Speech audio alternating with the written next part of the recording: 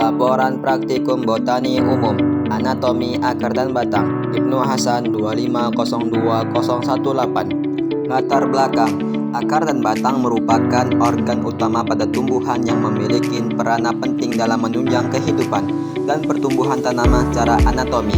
Akar berfungsi untuk menyerap air dan unsur hara dari tanah serta menyalurkan ke seluruh bagian tumbuhan melalui sistem jaringan pengangkut, yaitu xilem dan floem.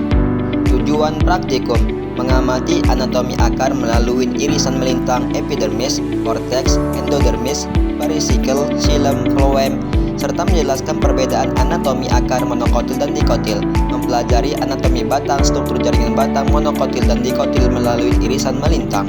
Alat dan bahan: ada pensil, cairan safranin, kertas label, mikroskop, ada tisu, ada kaca penutup, ada pisau cutter, ada pinset, ada cairan aquades, ada buku gambar, ada pipet tetes, ada kaca objek, ada batang jagung, ada akar toge, ada batang jara, dan akar sawit.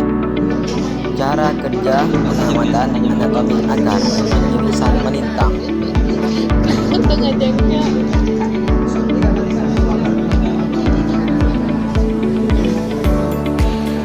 Cara kerja pengamatan anatomi batang: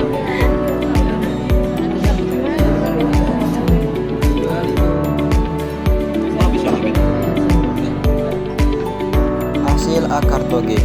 Penampang ujung akar toge yang diamatin di bawah mikroskop, terlihat sel-sel berbentuk persegi panjang dan tersusun rapat, menandakan jaringan meristematik pada ujung akar. Jaringan ini terdiri dari sel-sel muda yang aktif membelah untuk pertumbuhan panjang akar. Dinding selnya tipis, inti sel besar, dan sitoplasmanya padat. Bagian ini penting karena menjadi pusat aktivitas pembelahan sel. Hasil akar sawit.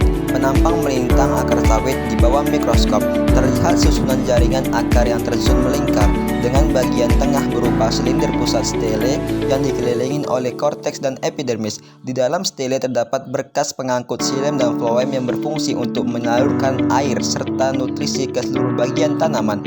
Struktur ini memperlihatkan pola khas akar monokotil di mana berkas pengangkut tersusun melingkar tanpa kambium.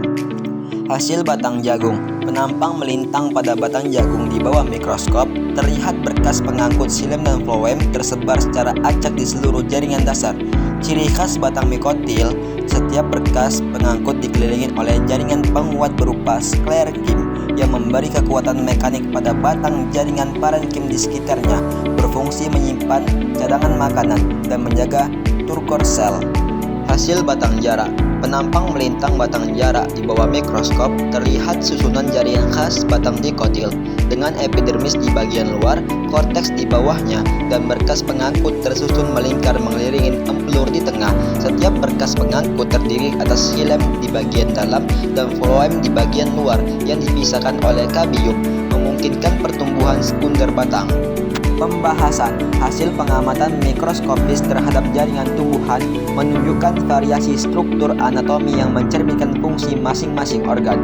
Akar toge memperlihatkan jaringan meristematik yang aktif membelah untuk pertumbuhan panjang akar, sedangkan akar sawit memiliki pola berkas pengangkut melingkar khas monokotil yang membantu penyerapan air dan hara. Pada jagung terlihat berkas pengangkut tersebar di jaringan dasar tanpa kambium, berbeda dengan batang jarak yang memiliki kambium memungkinkan pertumbuhan sekunder.